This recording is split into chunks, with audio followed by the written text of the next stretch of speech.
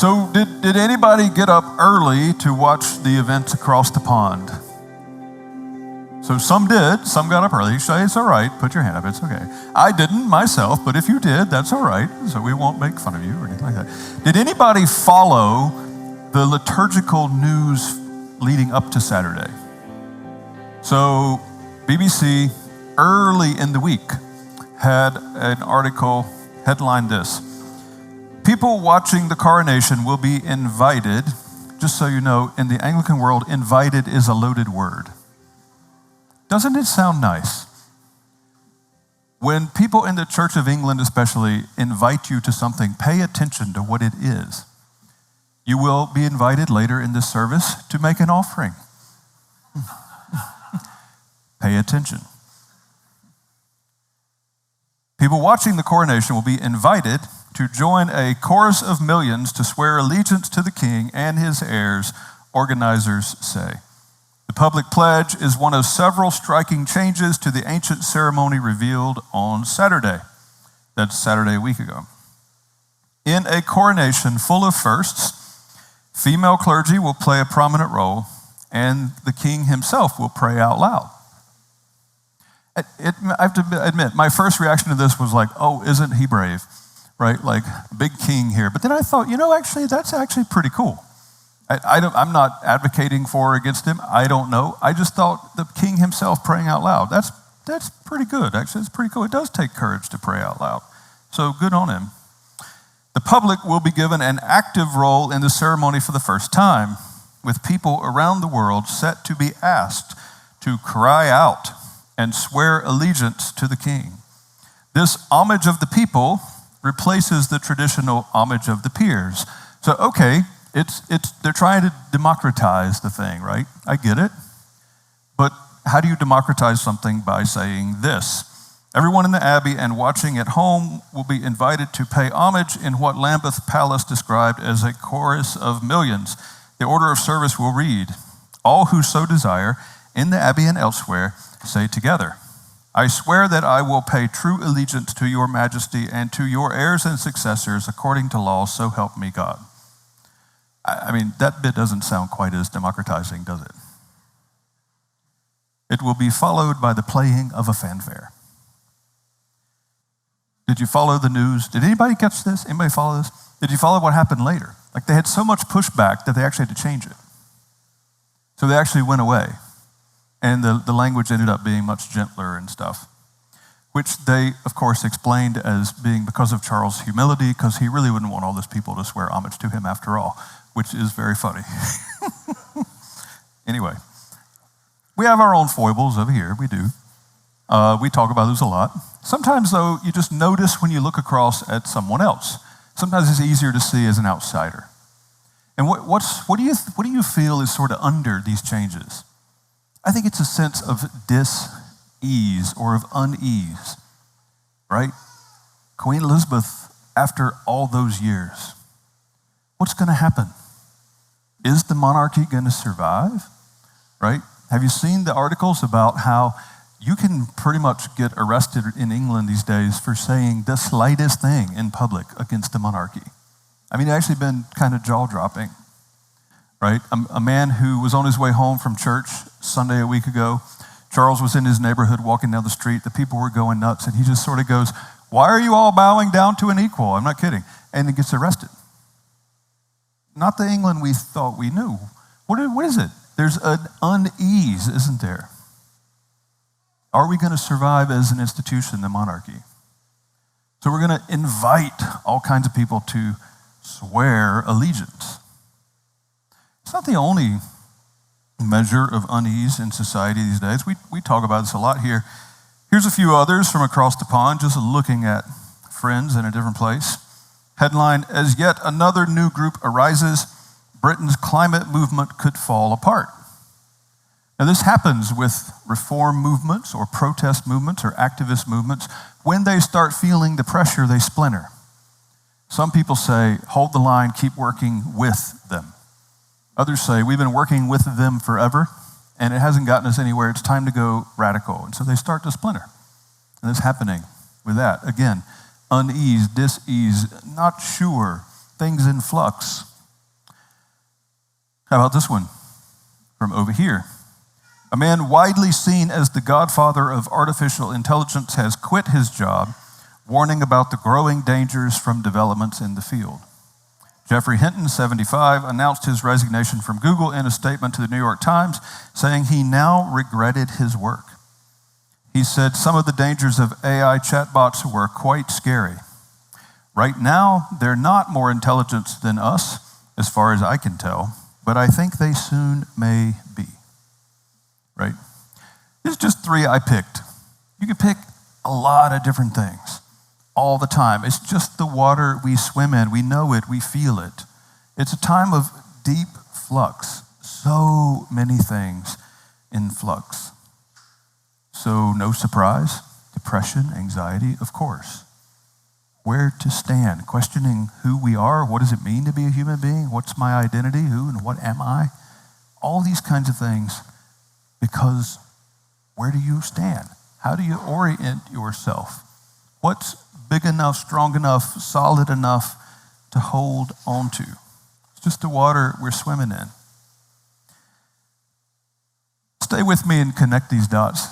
Sometimes I think we don't help ourselves because we don't see the biblical heroes as real people. Sometimes I think we make this unnecessary space between us and what we believe about God because we don't see the biblical heroes or authors as real people, right? It all worked out for them. Paul's up with the Lord now. He's okay. He was a hero. My goodness, the confidence the man had. But in the moment, it wasn't like that. In the moment, they don't know how it works out. In the moment, they are making ripples in the world. They're taking the initiative to make ripples in the world, to break things up, to make change.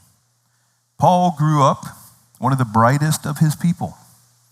He was taught by one of the leading professors, if you will, of all of his people in one of their Ivy League schools. He knew the twists and the turns of history. He knew that the Egyptians and then the Babylonians and then the Assyrians and then the Persians and then the Greeks and now the Romans had ruled the world.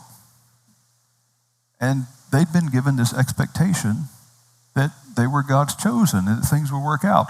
So they began to splinter in the waiting. And the different Jewish groups picked different ways of trying to deal with the difficulties of life. He seemed to have changed the story he understood himself to be living, right? When someone comes and says he is the Messiah, that's ours, we own that. And we didn't like him, so we got him killed. And then people start saying he's alive again and the story spreads. That's when Paul loses himself.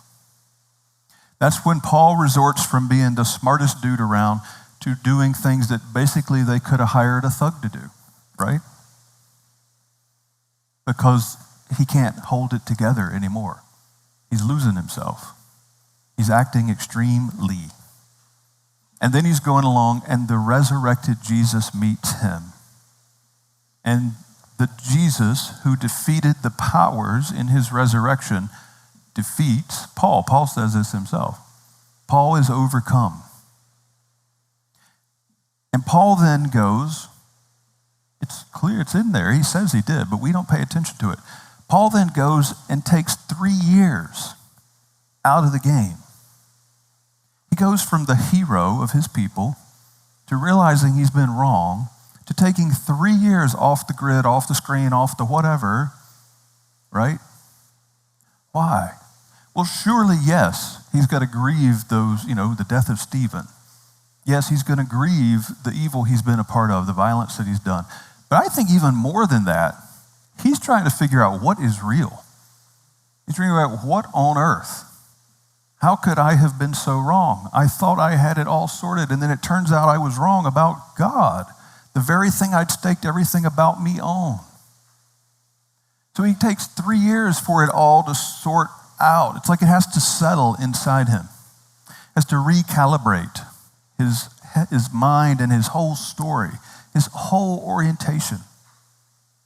Because Jesus, in his resurrection, defeats the powers, and Paul was an agent of the powers. He was the powers. Paul was them. That unsettling feeling when you realize, oh, I'm them. Whatever they want, I'm they. Paul was they. So he goes out for 3 years. And when Paul comes back, yes, he is confident. He is alive. He's indestructible. He's indefatigable. Don't you love that word? I love that word. Indefatigable. I'd love to be indefatigable. And he's indefeatable. I know, I cheated. Undefeatable. He's so alive. But his life is still not easy. Not nearly. And he still can't be confident at any point that he knows how it works out, or that he just knows what to do next to make it work. When Paul writes to churches, he is in angst for them, right? So 2 Corinthians, 3 times I was beaten with a rod.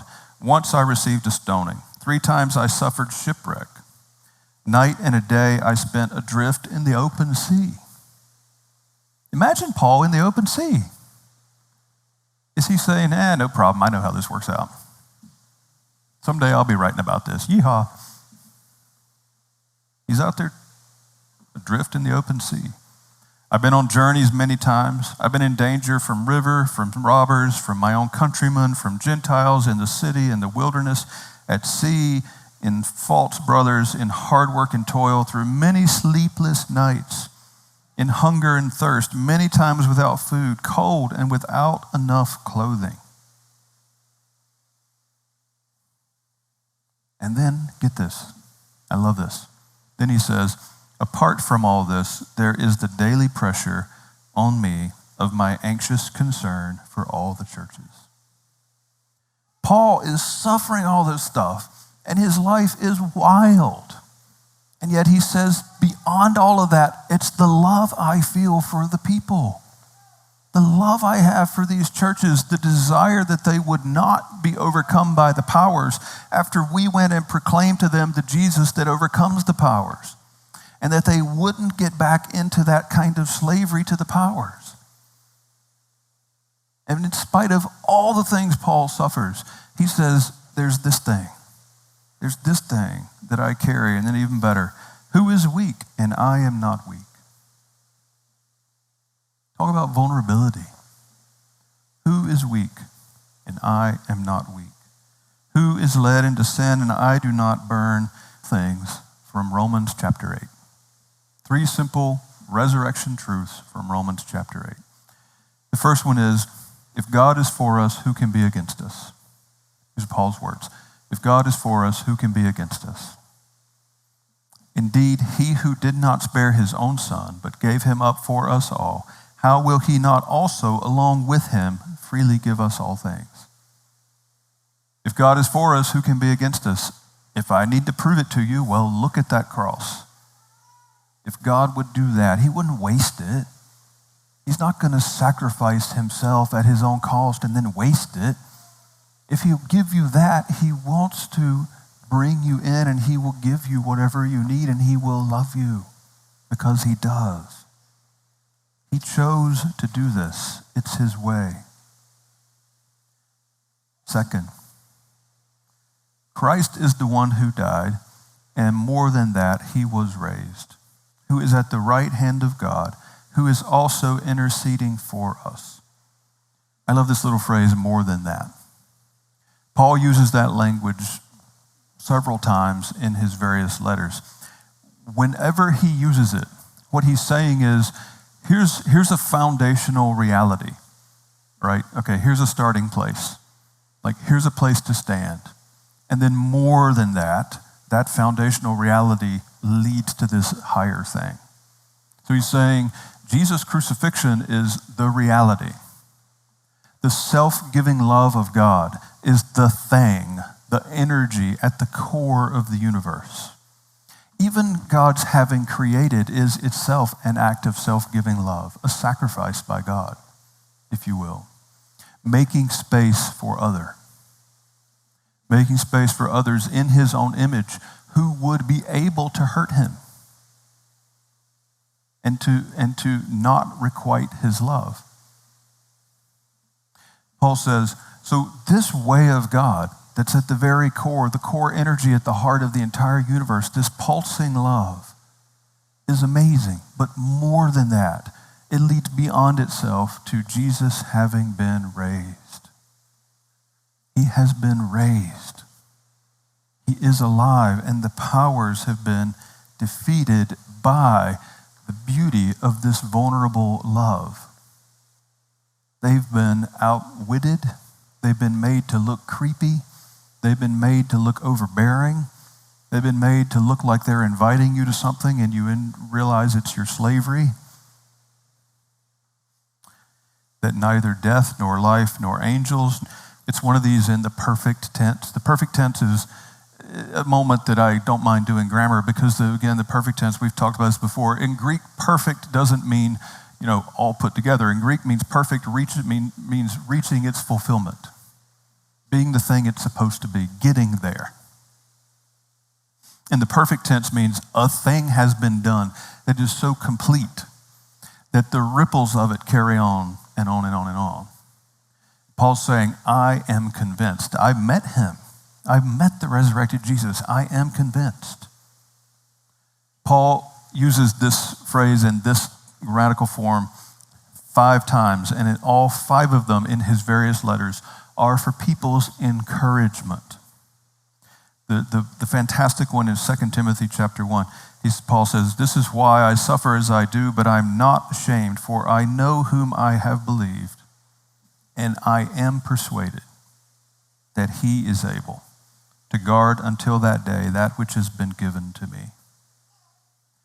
I know whom I have believed, and I am persuaded that he is able. I'm persuaded, Paul says. I am convinced that nothing, death, life, angels, heavenly rulers, things that are present, things in the present moment in your life, things to come, or height, powers, depth, or anything else will be able to separate us from the love of God in Christ Jesus our Lord.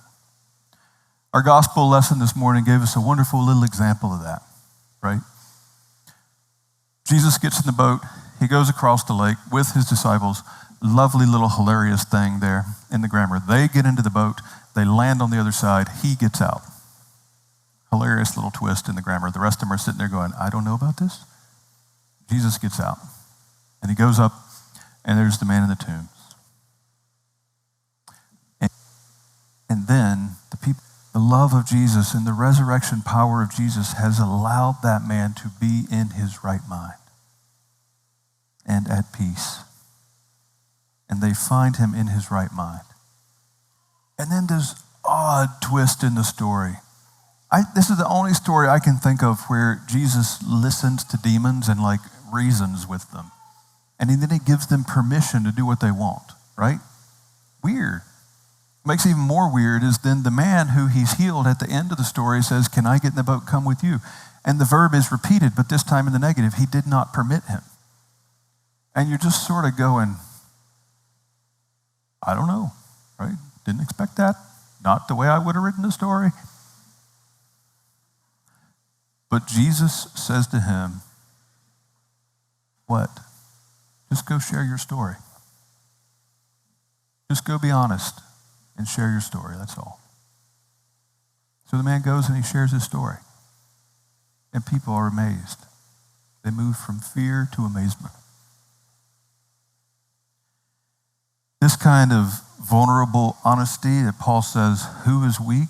Who's not weak? I'm weak. Who isn't weak? Who's not inadequate to these things? This kind of vulnerable honesty where this man goes and he shares, I was overwhelmed by the powers, and then Jesus came along, and now, hey, I'm somewhat in my right mind. I mean, you can imagine him going around to the pubs and be like, I got at least half a brain, right?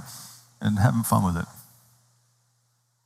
That's why our language, our new core language, we're connecting to God, to community, to creation. Trinity North Shore is a community growing into wholeness by living our inner lives in connection to God's love, letting that love connect us to others, and honoring our connection to all things. Friends, Romans 8, Paul is saying, from the cosmos to your cubicle, whatever it is, Jesus is with you there and for you there. And nothing is strong enough to separate you from his love. Let's take a few minutes and pray together. I invite you just to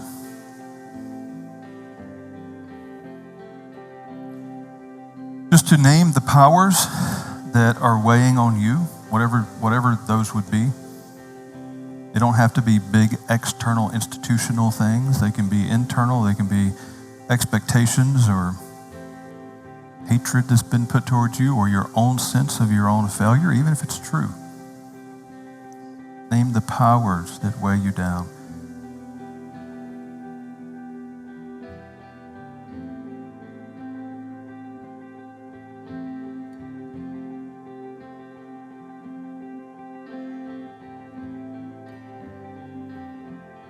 Just imagine yourself holding those up to the resurrected Jesus, naming them before him.